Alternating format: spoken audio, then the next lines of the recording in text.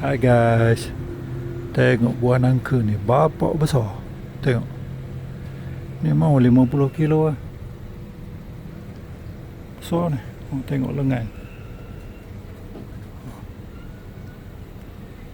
lebih panjang daripada lengan saya.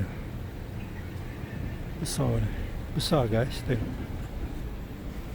So kalau nak makan ni, besar baby elephant. Okay, kita tengok apa dia ada.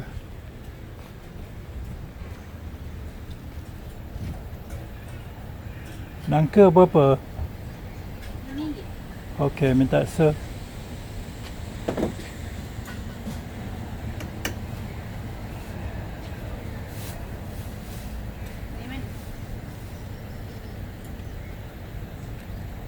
Yang tu berapa?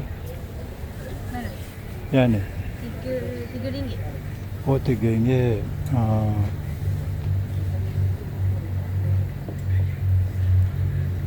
Jambu berapa? Jambu ni. Ha. RM5. Oh, RM5. Nangka satu ke? Dua lah. Dua. Okay, saya beli guys. Saya beli nangka dua.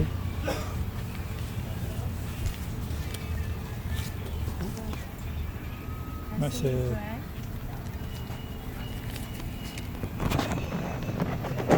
guys, ini nangka gajah besar tu dekat sana. Okay.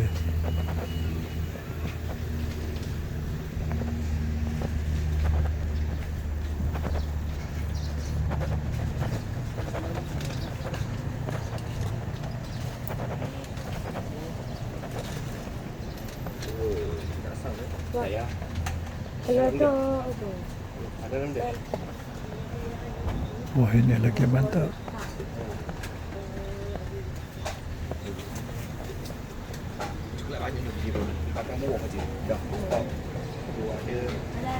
RM15 sekilo.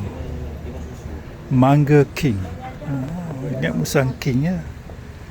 Mangga King pula.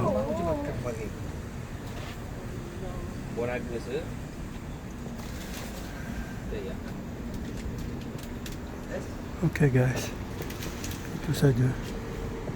Orang ramai berhenti dekat sini.